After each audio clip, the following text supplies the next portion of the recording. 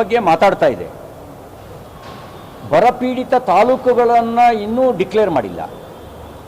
ಬರಪೀಡಿತ ತಾಲೂಕುಗಳನ್ನು ಡಿಕ್ಲೇರ್ ಮಾಡದೇ ಇದ್ದರೆ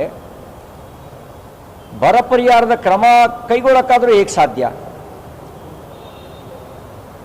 ಬರಪೀಡಿತ ಪ್ರದೇಶಗಳನ್ನು ಡಿಕ್ಲೇರ್ ಮಾಡದೇ ಇದ್ದರೆ ಪರಿಹಾರ ಹೇಗೆ ನೀಡೋಕ್ಕೆ ಸಾಧ್ಯ?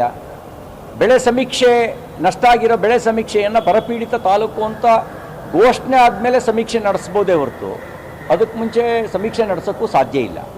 ಹಾಗಾಗಿ ನಾವು ಈಗಾಗಲೇ ಸರ್ಕಾರಕ್ಕೆ ಆಗ್ರಹ ಮಾಡಿದ್ದೇನೆ, ನೀವು ಬರಪೀಡಿತ ತಾಲೂಕುಗಳನ್ನು ವಾಡಿಕೆ ಮಳೆಗಿಂತ ಕಡಿಮೆ ಆಗಿರೋದು ಯಾವ್ಯಾವ ಪ್ರದೇಶ ಇದೆ ಅದನ್ನು ಘೋಷಣೆ ಮಾಡಿ. ಇಂಥ ತಾಲೂಕುಗಳು ಬರಪೀಡಿತ ತಾಲೂಕು, ಈ ಜಿಲ್ಲೆ ಬರಪೀಡಿತ ಜಿಲ್ಲೆ. ಅದಾದ ನಂತರ ಬರ ನಿರ್ವಹಣೆಗೆ ಜಿಲ್ಲಾ ಮಟ್ಟದ ಟಾಸ್ಕ್ ಫೋರ್ಸು ಮತ್ತು ರಾಜ್ಯ ಮಟ್ಟದ ಟಾಸ್ಕ್ ಫೋರ್ಸ್ನ ಮಾಡಿ. ಇದರ ನಂತರ ಎಲ್ಲಿ ಮೇವು ಬ್ಯಾಂಕ್ ತೆರಿಬೇಕು, ಎಲ್ಲಿ ಗೋಶಾಲೆ ತೆರಿಬೇಕು, ಅದಕ್ಕೆ ಬೇಕಾದಂಥ ಕ್ರಮ ಕೈಗೊಳ್ಳಿ. ಬೆಳೆ ನಷ್ಟದ ಸಮೀಕ್ಷೆಯನ್ನು ನಡೆಸಿ ನಷ್ಟ ಪರಿಹಾರವನ್ನು ಘೋಷಣೆ ಮಾಡಿ. ರೈತರ ಆತ್ಮಹತ್ಯೆ ಮಾಡ್ಕೊಂಡ್ಮೇಲೆ ಸತ್ ನಂತರ ಕುಟುಂಬಕ್ಕೆ ಪರಿಹಾರ ಕೊಡೋದ್ರಿಂದ ಪ್ರಯೋಜನ ಇಲ್ಲ. ರೈತರ ಆತ್ಮಹತ್ಯೆಗೆ ಯೋಚನೆ ಮಾಡದಂತೆ ತಡಿಬೇಕು. ಅವರಿಗೆ ಆತ್ಮವಿಶ್ವಾಸ ತುಂಬಬೇಕು. ಅವರಿಗೆ ಆತ್ಮವಿಶ್ವಾಸ ತುಂಬಬೇಕು ಅಂತ ಹೇಳಿದ್ರೆ ನೀವೀಗ ಬೆಳೆ ನಷ್ಟದ ಸಮೀಕ್ಷೆಯನ್ನು ನಡೆಸಿ ವೈಜ್ಞಾನಿಕ ಮಾದರಿಯಲ್ಲಿ ಬೆಳೆ ನಷ್ಟದ ಘೋಷಣೆ ಮಾಡಿ ನೀವು, ಅಥವಾ ಹೊಸ ಬೆಳೆ ಸಾಲ ಕೊಡ್ತೀವಿ ಅದನ್ನು ಘೋಷಣೆ ಮಾಡಿ, ಸಾಲ ಮನ್ನಾ ಮಾಡ್ತೀವಿ ಆ ಘೋಷಣೆ ಮಾಡಿ.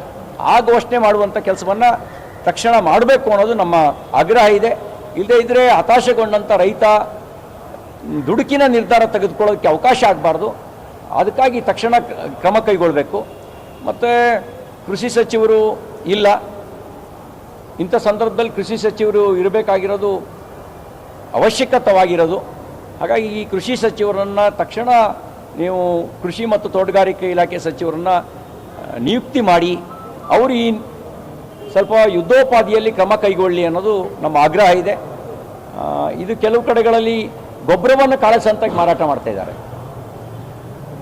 ಒಂದೊಂದು ಯೂರಿಯಾ ಚೀಲ 200-300 ರೂಪಾಯಿ ಹೆಚ್ಚಿಗೆ ಕೊಟ್ಟು ಕೊಳ್ಳಬೇಕಾದಂಥ ಪರಿಸ್ಥಿತಿ ಕೆಲವು ಭಾಗದಲ್ಲಿದೆ ಅಂತ ರೈತರು ದೂರು ಸಲ್ಲಿಸಿದರು. ಸರ್ಕಾರ ಹೇಳುತ್ತೆ as per the demand we have A stock ಅಂತ ಹೇಳುತ್ತೆ. ನಮ್ಮ ಹತ್ರ ಬೇಡಿಕೆಗೆ ತಕ್ಕಂತೆ ನಮ್ಮ ಹತ್ರ ದಾಸ್ತಾನಿದೆ ಅಂಥೇಳಿ. ಆದರೆ ಮಾರುಕಟ್ಟೆನಲ್ಲಿ ಕಾಳಸಂತೆಯಲ್ಲಿ ವ್ಯಾಪಾರ ಆಗ್ತಾ ಇದೆ ಅಂತ ಹೇಳಿದ್ರೆ ದಾಸ್ತಾನು ಎಲ್ಲಿಗೆ ಹೋಗ್ತಾ ಇದೆ? ಬ್ಲ್ಯಾಕ್ ಮಾರ್ಕೆಟಿಗೆ ಕೊಡ್ತಿರೋರು ಯಾರು? ಇವ್ರು ತಲೆದಂಡ ಆಗಬೇಕಲ್ಲ ಈ ಬ್ಲ್ಯಾಕ್ ಮಾರ್ಕೆಟಿಗೆ ಕೊಡ್ತಿರೋರು. ಇದ್ರ ಬಗ್ಗೆ ಗಂಭೀರವಾಗಿ ಆಲೋಚಿಸಬೇಕು ಅನ್ನೋದು ನಮ್ಮ ಆಗ್ರಹ ಇದೆ.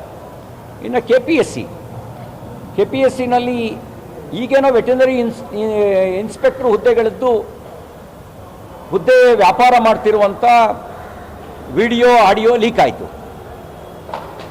ಕೆಲವರು ಜನರಲ್ ಎಕ್ಸಾಮ್ನಲ್ಲಿ ಕಡಿಮೆ ಮಾರ್ಕ್ಸ್ ತಗೊಂಡವರು KPSC ಕಂಡಕ್ಟ್ ಮಾಡಿದ ಎಕ್ಸಾಮ್ನಲ್ಲಿ ಅತಿ ಹೆಚ್ಚು ಮಾರ್ಕ್ಸ್ ತೊಗೊಂಡ್ಬಿಟ್ಟಿದ್ದಾರೆ. ಕಷ್ಟಪಟ್ಟು ಓದಿದ್ರೋ ಅಥವಾ ಏನಾದರೂ ಮ್ಯಾಜಿಕ್ ಆಯ್ತಾ? ಇದು ಬರೀ ವೆಟರ್ನರಿ ಇನ್ಸ್ಪೆಕ್ಟರ್ ಹುದ್ದೆಗೆ ಮಾತ್ರ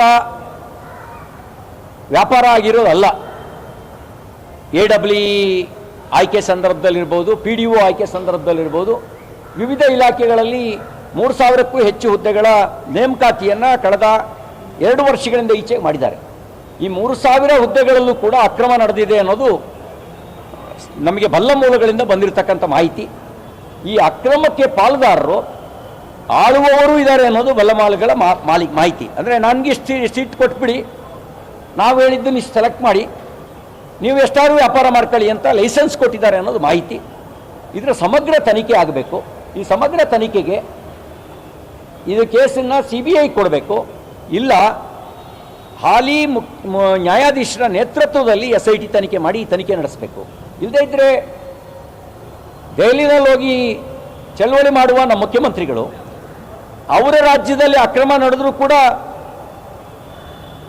ಹೋರಾಟದ ಮಾತಾಡೋದು ಬೇಡ, ನೀವು ಹೋರಾಟ ಮಾಡೋ ಅವಶ್ಯಕತೆ ಇಲ್ಲ, ಕ್ರಮ ಆಗಬೇಕಲ್ಲ. ನಿಮಗೆ ಅಧಿಕಾರ ಇದೆಯಲ್ಲ, ನಿಮಗೆ ಪರಮಾಧಿಕಾರ ಇದೆ, ಯಾರು ತಲೆದಂಡ ಆಗಬೇಕು? ಇದ್ರ ಎಲ್ಲದರ ಸಮಗ್ರ ತನಿಖೆ ಆಗಬೇಕು ಅನ್ನೋದು ನಮ್ಮ ಆಗ್ರಹ.